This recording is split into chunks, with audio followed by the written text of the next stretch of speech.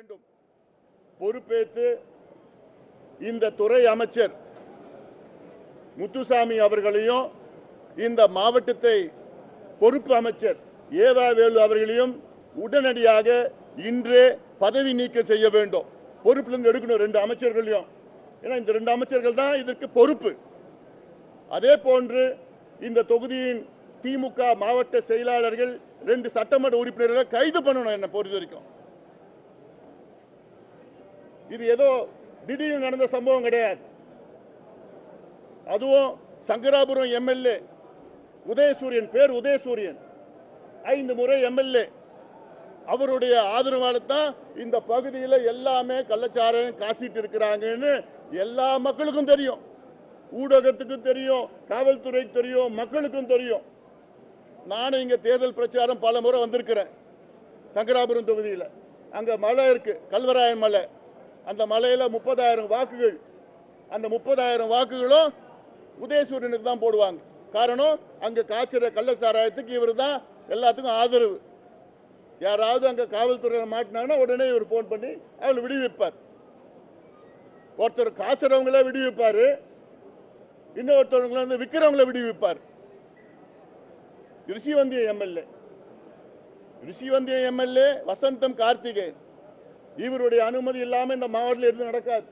இவர் தான் அங்கே பொறுப்பு இல்லாத ஒரு அமைச்சர். இதெல்லாம் பேசிட்டு இருக்கிறாங்க மக்கள், எல்லாருக்கும் தெரியுது, ஊடகம் உங்களுக்கும் தெரியும். முதலமைச்சருக்கு ஏன் தெரியலன்னு எனக்கு புரியல.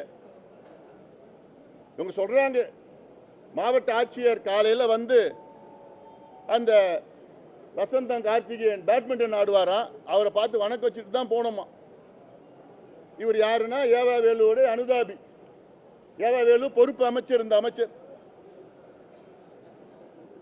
அப்ப என்ன நடக்குதுங்க? ஆட்சியா நடக்குதுங்க. இன்னைக்கு வரைக்கும் 50 பேருக்கு மேல இறந்திருக்கிறாங்க.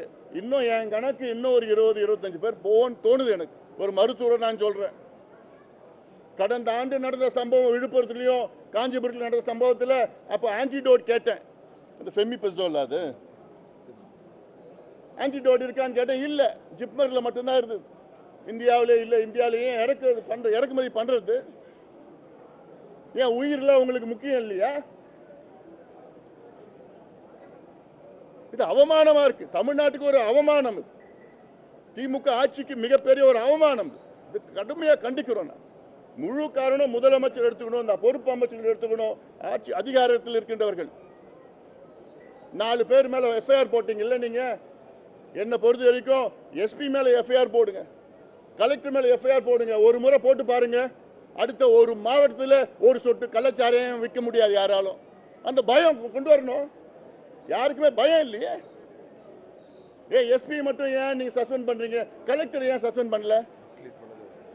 இந்த கலெக்டர் சொன்னதுனால தான் இன்னைக்கு கிட்டத்தட்ட 20-30 பேர் இறந்திருக்கிறாங்க. அவர் ஒழுங்கா உண்மையை சொல்லியிருந்தாருன்னா எல்லாமே மருத்துவமனைக்கு வந்திருப்பாங்க. இன்னைக்கு காலையில் 5 பேர் வந்திருக்கிறாங்க, மருத்துவமனைக்கு வந்திருக்கிறாங்க. நாளைக்கு வருவாங்க, நாளைக்கு வர. ஏன்னா இந்த மெத்தனால் பாய்சனிங். இவங்க குடிக்கிறது எத்தனால், ஆனால் இது மெத்தனால். இது மெத்தனால் வந்து உடம்புக்கு போய் அது வந்து எக்ஸ்கிரீட் ஆகுது 1 வாரம் ஆகும்.